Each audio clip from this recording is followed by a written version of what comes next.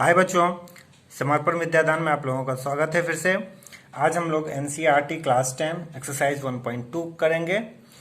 इस एक्सरसाइज में हम लोग पढ़ेंगे फंडामेंटल थ्योरम ऑफ अरिथमेटिक। ठीक है, फंडामेंटल थ्योरम ऑफ अरिथमेटिक क्या कहता है कि एवरी कंपोजिट नंबर मैंने पढ़ाया था फर्स्ट वीडियो में, उसको देख लेंगे। कंपोजिट नंबर क्या होता है? कंपोजिट नंबर होता है कि प्राइम नंबर के अलावा जितने सारे नंबर हैं वो सारे कंपोजिट है। ठीक है, जो वन एंड इटसेल्फ के अलावा किसी और नंबर से भी डिविजिबल हो उनको कंपोजिट नंबर कहते हैं। तो कह रहा है कि जितना भी कंपोजिट नंबर है उसको उनके प्राइम फैक्टर्स, प्राइम नंबर समझ गए कि जो खुद से और वन से डिविजिबल हो उनको प्राइम नंबर्स कहेंगे। तो उनको उनके कंपोजिट नंबर को प्राइम फैक्टर्स के रूप में हम लोग लिख सकते हैं। ठीक है, इसी थ्योरम का नाम फंडामेंटल थ्योरम ऑफ अरिथमेटिक जो है, इसी थ्योरम का नाम बाद में चल के क्या आ गया? Prime factorization method. ठीक है, प्राइम फैक्टराइजेशन मेथड। ठीक है, इसका फंडामेंटल थ्योरम ऑफ अरिथमेटिक का नाम क्या हो गया? Prime factorization method. तो इसमें हम ये होता क्या है, ये हमने शुरू क्लास में भी पढ़ा होगा कि 210 का एलसीएम निकालना है तो ऐसे करते थे 2 इंटू 1 2 5 10। फिर ये 2 से डिविजिबल नहीं है तो फिर हम लोग 3 से करते थे, 3 3 जा 9 1 10 3 5 जा 15। फिर ये 3 से डिविजिबल नहीं है, 4 से नहीं है तो फिर 5 से करते थे, तो 5 इंटू 7 35, फिर 7 इंटू 1 7। इस तरह से इसको करते थे। फिर तो यही है प्राइम फैक्टराइजेशन मेथड। ये 2 3 5 7 क्या हुआ? प्राइम फैक्टर्स हुए, सारे प्राइम नंबर्स हैं। तो 210 को हम लोग क्या लिखेंगे? 2 इंटू 3 इंटू 5 इंटू 7 ये लिखेंगे। ये इस 210 के ये हो गए क्या? Prime factors. क्या हो गए? Prime factors. और ये जो तरीका हुआ लिखने का ये हो गया प्राइम फैक्टराइजेशन मेथड। ठीक है, इसमें ये चीज हम लोग ध्यान रखेंगे कि छोटा उससे बड़ा उससे बड़ा उससे बड़ा इस तरह से लिखेंगे। ठीक है, मतलब असेंडिंग ऑर्डर में लिखेंगे। ठीक है, मान लीजिए कोई नंबर n है और उसके prime factors p q r s हो इस तरह से, तो हम लोग लिखेंगे कैसे? p less than q less than r less than s, इस तरह से होना चाहिए असेंडिंग ऑर्डर में। ठीक है, जो जैसे बड़ा होते जाएगा उसको ऐसे लिखते चले जाएंगे। ठीक है, अब हम लोग डायरेक्ट एक्सरसाइज पे चलते हैं। अच्छा, एक्सरसाइज पे जाने से पहले इसमें एक और बात है जो कि वो भी पहले से आप लोग जानते होंगे कि for any two numbers a and b, ठीक है, product of a and b, a into b is equal to LCM of a b and into HCF of a b. ठीक है, for any two numbers, a and b, a into b मतलब product of numbers is equal to LCM into HCF. ये हमने पहले भी पढ़ा था, LCM into HCF equal to product of numbers. तो इन्हीं दो थ्योरम पर, इन्हीं दो फॉर्मूला पे ये पूरा चैप्टर है। ठीक है, चलिए आज हम लोग इस चैप्टर को सॉल्व करते हैं। इस चैप्टर में फर्स्ट क्वेश्चन जो है एक्सरसाइज 1.2 वो कह रहा है express each number as product of its prime. मतलब जो जो नंबर गिवन है उसको उसके प्राइम फैक्टर्स के रूप में हमें दिखलाना है। ठीक है, क्वेश्चन नंबर 1 क्या है?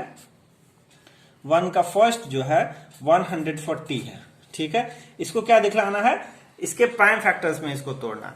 तो इसको हम लोग इधर क्या कर लेंगे? 140 2 इंटू 70, ठीक है, फिर 2 इंटू 35, फिर ये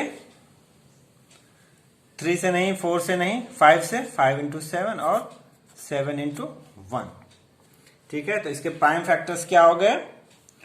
2 इंटू 2 इंटू 5 इंटू 7। इसको इस तरह से भी लिख सकते हैं, 2 स्क्वायर इंटू 5 इंटू 7। तो 140 का प्राइम फैक्टर इस तरह से हो गया। ठीक है, क्वेश्चन नंबर 2 में क्या है? क्वेश्चन नंबर 2 में है 156। तो अब मेरे ख्याल से आप लोग कर लेंगे 156 को क्या लिख सकते हैं?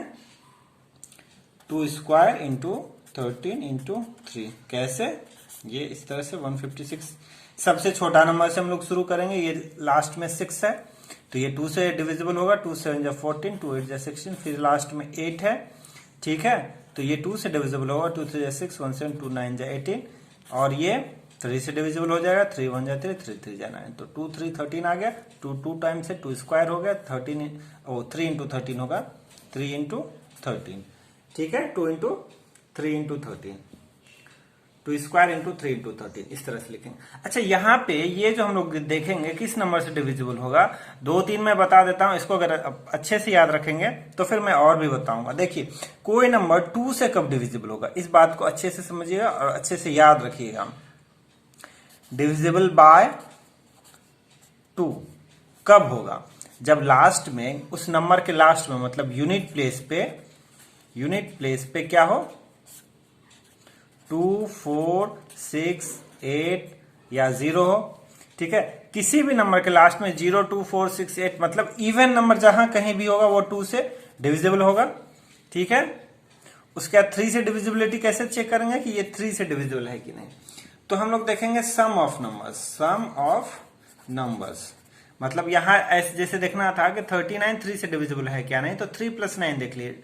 12 3 से डिविजिबल है तो ये 39 भी 3 से डिविजिबल होगा। ठीक है, 78 8 + 7 15 15 3 से डिविजिबल है, 78 भी 3 से डिविजिबल होगा। 156 516 + 6 12। ठीक है, ये 12 3 से डिविजिबल है तो ये 156 भी 3 से डिविजिबल होगा। तो सम ऑफ नंबर्स अगर 3 से डिविजिबल हो तो वो नंबर 3 से डिविजिबल होगा। 4 का डिविजिबल क्या करेंगे, तो units and 10 place, last 2 places को देखेंगे। लास्ट 2 नंबर्स देखेंगे, कितना भी बड़ा नंबर हो लास्ट का 2 नंबर देखेंगे। मान लीजिए जितना बड़ा नंबर हो लास्ट में हो 40। ठीक है, तो लास्ट ये 2 डिजिट 4 से डिविजिबल है तो ये पूरा कितना भी बड़ा नंबर होगा लास्ट का सिर्फ 2 डिजिट जो है यूनिट्स और टेंस प्लेस का जो डिजिट है वो अगर 4 से डिविजिबल होगा तो पूरा नंबर 4 से डिविजिबल होगा। ठीक है, 5 का भी बतला दो। 5 का बहुत इजी है, लास्ट में 0 या 5 हो सिर्फ तभी ये 5 से डिविजिबल होगा। ठीक है, तो ये 2 से लेके 5 तक मैंने बतला दिया। इसको अगर आप अच्छे से याद रखेंगे तो फिर मैं आगे भी बतलाऊंगा, कमेंट करके बतलाएंगे। ठीक है, कि आगे आपको सीखना है या नहीं सीखना है, तो ये आपको कैलकुलेशन में सुविधा होगा। ठीक है, आप अभी फिलहाल के लिए नहीं भी याद कर सकते, याद कर लेंगे तो आपको फ्यूचर तक काम देगा, बहुत इंपॉर्टेंट चीज है वो। ठीक है, नेक्स्ट चलते हैं हम लोग। क्वेश्चन नंबर 3 में क्या है, 3 में है 3 8 2 5। तो 3 8 2 5 को क्या लिख देंगे, 3 स्क्वायर इंटू 5 स्क्वायर इंटू 17। ये करके देख लेंगे, जिस बच्चे से नहीं होगा वो मुझे व्हाट्सएप करेंगे या फिर कमेंट करके बोलेंगे 5005 है। इसको हम लोग क्या लिख देंगे, 5 इंटू 7 इंटू 11 इंटू 13। फिफ्थ में है 7 4 2 9, इसको क्या लिखेंगे, 17 इंटू 19 इंटू 23। ठीक है, उसके बाद क्वेश्चन नंबर 2 क्या कह रहा है, क्वेश्चन नंबर 2 है find the LCM of the following pairs of integers, verify that this. ठीक है, हमें एलसीएम निकालना है और ये वेरीफाई करना है कि LCM into HCF is equal to product of numbers. तो 26 है और 91 है। ठीक है, तो 26 को हम लोग क्या लिखेंगे, बोलिए, 2 इंटू 13। 91 को क्या लिखेंगे, 7 इंटू 13। ठीक है, तो एलसीएम क्या हो जाएगा, एलसीएम हो जाएगा 2 इंटू 7 इंटू 13 मतलब 182 हो जाएगा। एचसीएफ क्या हो जाएगा, 13 हो जाएगा। ठीक है, तो अब प्रोडक्ट ऑफ नंबर्स क्या होगा, प्रोडक्ट ऑफ नंबर्स क्या हो जाएगा, बोलिए, 26 इंटू 91 2366 आएगा ये। ठीक है, एंड एचसीएफ इंटू एलसीएम करेंगे तो क्या आ जाएगा, 182 इंटू 13, ये कितना आ जाएगा, ये भी आ जाएगा 2366। अब जिस बच्चे को एलसीएम क्या होता है, एचसीएफ क्या होता है वो समझ में नहीं आता है तो मैं एक बार फिर से बतला दूं। एलसीएम होता है लोएस्ट कॉमन मल्टीपल। क्या होता है, लोएस्ट कॉमन मल्टीपल। मल्टीपल क्या होता है, मल्टीपल और फैक्टर में क्या अंतर होता है, मल्टीपल और फैक्टर में अंतर समझते हैं। मल्टीपल किसको कहते हैं और फैक्टर किसको कहते हैं। जैसे कि 4 है, ठीक है, 4 का मल्टीपल क्या होगा, मल्टीपल मतलब 4 के टेबल में जो आएगा 8, 4 3 जा 12, 4 4 जा 16, इस तरह से ये मल्टीपल होगा। मतलब ये सारे नंबर 4 से डिविजिबल होंगे। ठीक है, ये सारे नंबर, ये जितने जितने भी बड़े होते चले जाएंगे सारे नंबर 4 से डिविजिबल होंगे। ठीक है, और फैक्टर किसको कहेंगे? फैक्टर 4 का क्या होगा? 2। मतलब ये 4 जो है इस 2 से डिविजिबल होगा। यहां उल्टा है, यहां इधर वाला नंबर इधर वाले नंबर से ऐसे है, ये डिविजिबल है। ठीक है, और एचसीएफ में क्या है? ये जो है इससे डिविजिबल होगा। ठीक है, फैक्टर मतलब इसके अंदर जो आ रहा है, मल्टीपल मतलब इसके बाद जो आएगा, इस तरह से याद रखिए। ठीक है, फैक्टर हमेशा छोटा नंबर आएगा, मल्टीपल हमेशा बड़ा नंबर आएगा। ठीक है, तो एलसीएम लोएस्ट कॉमन मल्टीपल मतलब ऐसा छोटा से छोटा संख्या, जैसे 26 और 91 का हमने एलसीएम निकाला, तो इसका एलसीएम का मतलब क्या हुआ? वह छोटा सा छोटा संख्या, एलसीएम मतलब लोएस्ट है, तो वह छोटा सा छोटा संख्या जो 26 से भी डिविजिबल हो और 91 से भी डिविजिबल हो, जो इन दोनों नंबर से डिविजिबल हो, उसको हम लोग एलसीएम कहेंगे। तो ये जो 2366 हमने यहाँ एलसीएम निकाला, ठीक है, ये क्या एलसीएम निकाला? 182 ऐसा नंबर है जो 26 से भी डिविजिबल है और 91 से भी डिविजिबल है। ये दोनों नंबर से डिविजिबल हो, इसीलिए इसे हम एलसीएम कहते हैं। ठीक है, एलसीएम का मतलब अब आप लोगों को समझ में आ गया। और एचसीएफ क्या हुआ? हाईएस्ट कॉमन फैक्टर, मतलब इन दोनों में जो कॉमन है, जो इसके पास भी है जो इसके पास भी है, दोनों के पास क्या है? 13 है, तो 13 एचसीएफ। तो हाईएस्ट कॉमन फैक्टर क्या हो गया? इन दोनों में जो कॉमन फैक्टर है, सबसे ज्यादा कौन कौन कॉमन है? सिर्फ 13 कॉमन है, तो 13 हाईएस्ट कॉमन फैक्टर हो गया। मतलब हाईएस्ट कॉमन फैक्टर मतलब इस 13 से ये 26 भी डिविजिबल होगा, इस 13 से ये 91 भी डिविजिबल होगा। यहां देखिए उल्टा चल रहा है, इस 13 से 26 डिविजिबल है और इस 13 से ये 91 डिविजिबल है। और एलसीएम में क्या था? इस 26 से ये एलसीएम डिविजिबल है। ठीक है, इसको इस तरह से कंफ्यूजन होता होगा, तो सिंपली ऐसे समझिएगा, एचसीएफ मतलब जो दोनों में कॉमन हो, दोनों में जो चीज आएगा वो एचसीएफ होगा। और एलसीएम मतलब इसमें जितना है और इसमें जितना है, सारे नंबर्स को ले लेना है, सिर्फ किसी को रिपीट नहीं करना है। ठीक है, जैसे यहां भी 2 रहता, यहां भी 2 रहता, तो दो बार 2 लेंगे। ठीक है, ऐसा नहीं कि मान लीजिए इसमें भी एक 2 रहा था तो उस 2 को भी नहीं ले लेंगे, क्योंकि 2 हमने एक ले लिया। आगे जब क्वेश्चंस करेंगे तो उसमें हम लोग देखेंगे। ठीक है, चलिए क्वेश्चन नंबर सेकेंड क्या है? सेकेंड है 510 एंड 92। 510 को हम लोग क्या लिखेंगे? 2 इंटू 3 इंटू 5 इंटू 17। और 92 को क्या लिखेंगे? 2 इंटू 2 इंटू 23। ठीक है, तो जब हम लोग एग्जाम में लिखेंगे तो ऐसे लिखेंगे, एलसीएम 510 92 क्या हो जाएगा? एलसीएम मतलब मैंने क्या बतलाया था? जो दोनों में है उसको ले लेना है। तो सबसे पहले यहां से उठा के चलते हैं, ये 2 ले लिए। ठीक है, ये इसका पहले सारा ले लीजिए, 2 इंटू 3 इंटू 5 इंटू 17, एक का पूरा ले लीजिए। ठीक है, एलसीएम जब निकालेंगे तो एक में से पूरा ले लिए हमने। अब दूसरे में देखेंगे कि क्या क्या आ चुका है। एक 2 आ चुका है, मगर एक और 2 है, ये 2 एक आ गया है, एक टोटल 2 है, तो एक और 2 ले लेंगे। ठीक है, अब देखिए 23 आया है, नहीं आया है, तो 23 ले लेंगे। तो ये हो जाएगा एलसीएम, इसका वैल्यू कितना है? 23460। उसी तरह हम लोग लिखेंगे एचसीएफ 510 एंड 92। क्या आ जाएगा? दोनों में क्या कॉमन है? देखिए ये 2 कॉमन है दोनों में, 2 दोनों के पास है। और कुछ है? 3 है इसमें, नहीं है। 5 है इसमें, नहीं है। 17 है इसमें, नहीं है। 23 है इसमें, नहीं है। तो सिर्फ 2 हो जाएगा इन दोनों का एचसीएफ। ठीक है, क्वेश्चन नंबर 2 समझ में आ गया। इसको प्रूव करके देख लेंगे। वेरिफिकेशन लिखिएगा, वेरिफिकेशन, और इसको प्रूव कर दीजिएगा। 510 into 92 is equal to 23460 into 2। ये करके देखिएगा खुद से मल्टीप्लीकेशन। क्वेश्चन नंबर 3 में चलते हैं।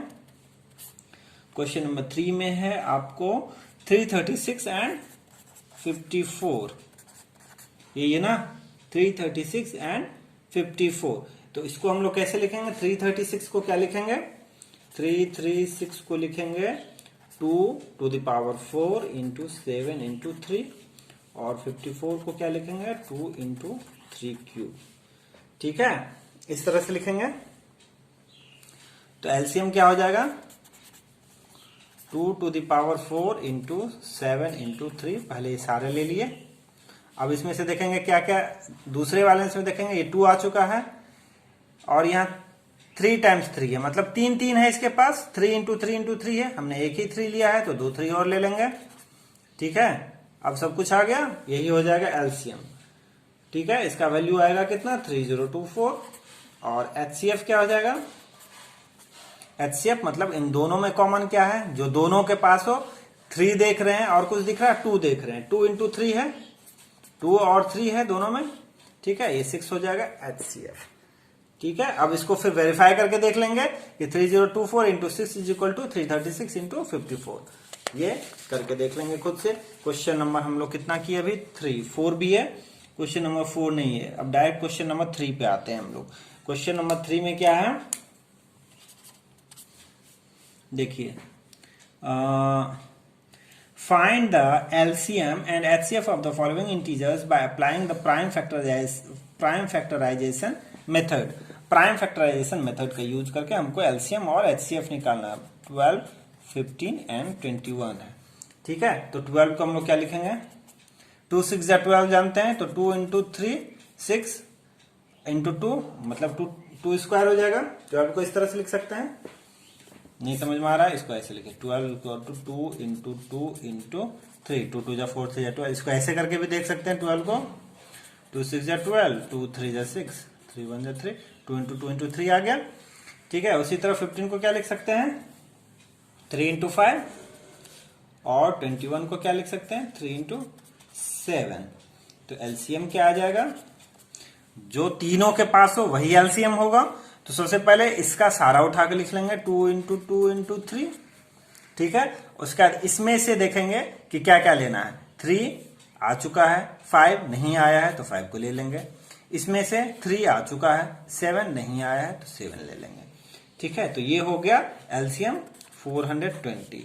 और एचसीएफ मतलब जो दोनों में, जो तीनों में कॉमन हो। ऐसा कौन सा नंबर है जो तीनों के पास है, देखिए ये 3 जो है तीनों के पास है, इसमें भी है 3, इसमें भी 3, इसमें भी है 3 तीनों के पास है, तो यही एचसीएफ हो जाएगा। और किसी में है 3 और कुछ है जो तीनों के पास हो, नहीं है, ये 7 था, तो एचसीएफ 3 हो गया। क्वेश्चन नंबर 2 क्या है, क्वेश्चन नंबर 2 है 17 23 एंड 17 23 एंड 29।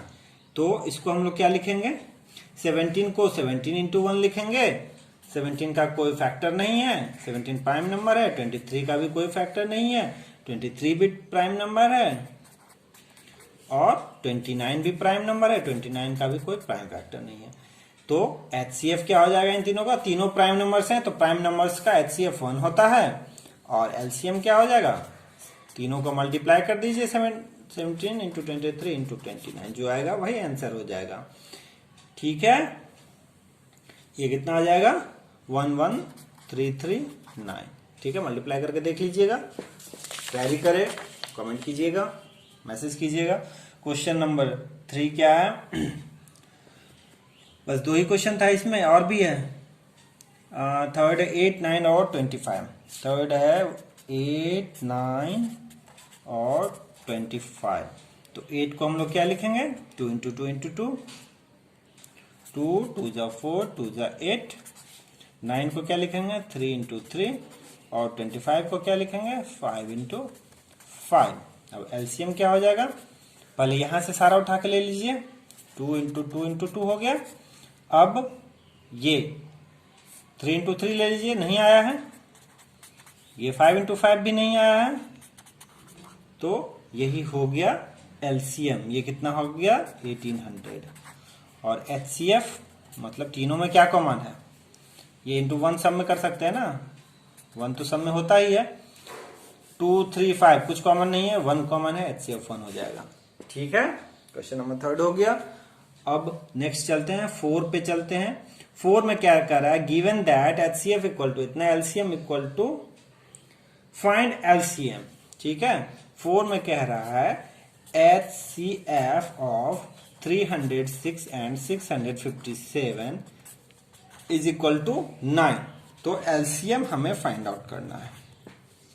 ठीक है, तो हम लोग जानते हैं LCM into HCF is equal to product of numbers.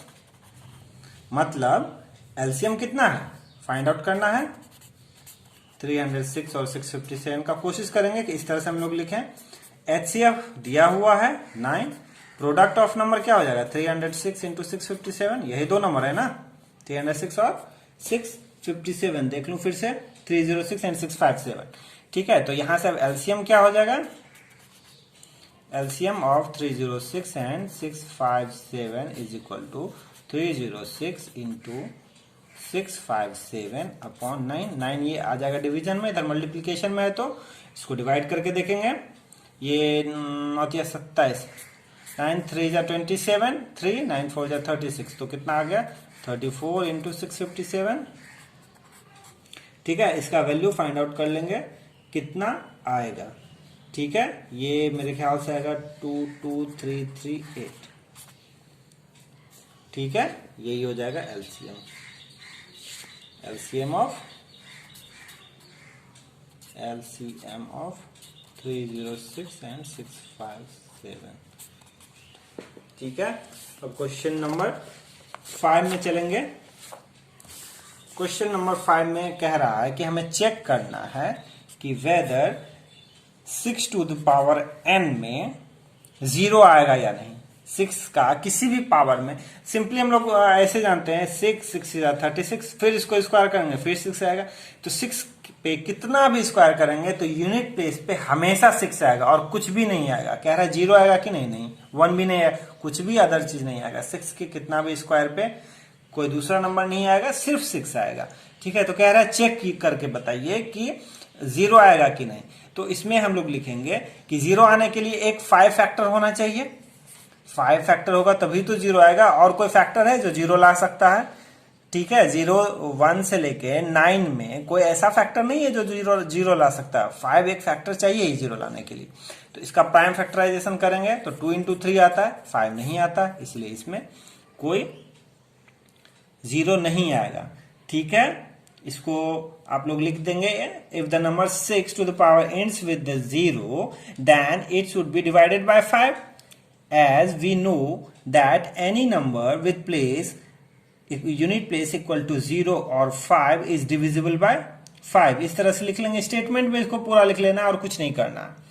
ठीक है, क्वेश्चन नंबर 7 में चलते हैं। क्वेश्चन नंबर 7 क्या कह रहा है,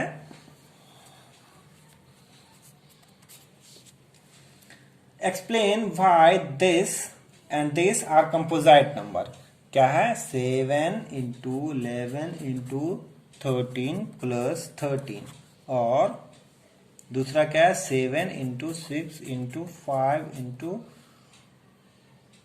7 6 5 4 3 2 1, 7 6 5 4 3 2 1 प्लस 5।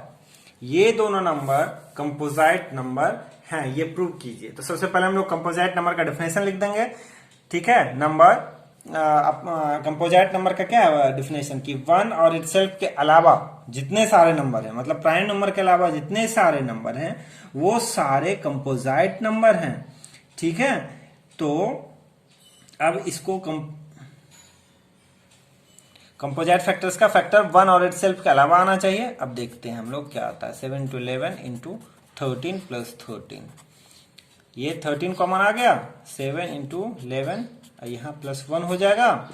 ठीक है, मतलब 13 इंटू 78 आ गया, ये है ना।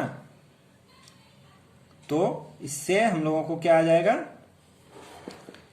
13 भी इसका फैक्टर आ गया, इस नंबर का एक फैक्टर 13 भी आ गया, एक फैक्टर 78 भी आ गया। तो ये 1 और इटसेल्फ के अलावा और भी फैक्टर्स आ गए, तो ये कंपोजिट नंबर हो गया। ठीक है, दूसरा भी देख लेंगे, ऐसे ही करके देख लेंगे। 7 6 5 4 3 2 1 प्लस 5 है, तो 5 दोनों में कॉमन ले लेंगे तो क्या आ जाएगा 7 6 4 3 2 प्लस 1, तो ये कितना आ जाएगा 5 इंटू 3 2 जा 6 4 जा 6 6 जा 36 36 इंटू 4 करेंगे तो ये टोटल आ जाएगा 1008 प्लस 1, तो ये हो जाएगा 5 इंटू 1009। तो इस नंबर का एक फैक्टर 5 हो गया, एक फैक्टर क्या हो गया 1009 हो गया। तो 1 एंड इट सेल्फ के अलावा भी फैक्टर इसके मिल गए हमें, तो ये कंपोजिट नंबर होगा। ये प्रूव्ड हो गया। ठीक है, अब लास्ट क्वेश्चन में चलते हैं। अब आ जाते हैं क्वेश्चन नंबर 7 पे। क्वेश्चन नंबर 7 में क्या कर रहा है, there is a circular path, इस सर्कुलर पाथ है, इस पे सोनिया और रवि जो है, कौन कौन है, सोनिया और रवि। सोनिया कितना मिनट ले रही, 18 मिनट, और रवि कितना मिनट ले रहा है, रवि ले रहा है 12 मिनट। ठीक है, कौन फास्टर है, इन दोनों में कौन फास्ट चल रहा है, ऑब्वियसली रवि। रवि 12 मिनट में एक चक्कर लगा ले रहा है और सोनिया 18 मिनट में लगा रही है। कह रहा है क्वेश्चन कि ये दोनों फिर से कब मिलेंगे। अगर ये 18 मिनट में एक चक्कर लगाते हैं और ये रवि 12 मिनट में लगाता है, तो ये दोनों फिर से स्टार्टिंग पॉइंट दोनों अगर एक साथ शुरू किए हों, तो ये 18 मिनट है, ये कितने 18 मिनट में एक चक्कर आएगी और ये 12 मिनट में ही आ जाएगा, नहीं मिलेंगे। ये दूसरा चक्कर कब आएगी, 18 इंटू 2 36 पे आएगी, फिर से 18 मिनट लगेगा इसको यहाँ आने में, 36 मिनट में यहाँ आएगी। और ये 12 सेकेंड चक्कर 24 और फिर थर्ड चक्कर 36 में ये यहाँ आ जाएगा। तो 36 मिनट के बाद ये दोनों मिल जाएंगे। ठीक है, तो इसको हम लोग कैसे फाइंड आउट करेंगे, तो सिंपली एलसीएम निकाल लेंगे। एलसीएम ऑफ 18 एंड 12 क्या हो जाएगा, 18 को हम लोग क्या लिख सकते हैं, 2 9 जा 18, 2 इंटू 3 इंटू 3, और 12 को क्या लिख सकते हैं, 2 6 जा 12, 2 2 जा 4 3 जा 12। ठीक है, तो एलसीएम क्या हो जाएगा, ऊपर वाला पहले लिख दीजिए 2 इंटू 3 इंटू 3। अब नीचे में एक 2 छूट गया है, तो एक 2 को और ले लेंगे, यहाँ 2 2 है, यहाँ एक ही 2 था, एक ही 2 हमने लिया था, एक और 2 ले लेंगे। ये अब 2 आ गया, 3 आ गया, सर आ गया 2 2 जा 4 3 जा 12 3 जा 36 मिनट से आ गया। तो इस तरह के घड़ी वाला भी सवाल आएगा कि 2 सुई है फिर कब से मिलेगा। ठीक है, तो वैसे कॉन्सेप्ट में हम लोग एलसीएम का यूज करेंगे। अगर आपको वीडियो अच्छा लगता है तो अपने फ्रेंड्स के साथ जरूर शेयर करें। ठीक है, आप शेयर सब्सक्राइब और कमेंट करते हैं तो मुझे अच्छा लगता है, और मैं आपके लिए और भी तरह के वीडियो और भी तरह के सॉल्यूशन आपके ला सकूंगा, और भी सब्जेक्ट्स के मैं एक्सप्लेनेशन ला सकूंगा आपके लिए। ठीक है, तो काइंडली इसको शेयर करें, सब्सक्राइब करें। Thank you.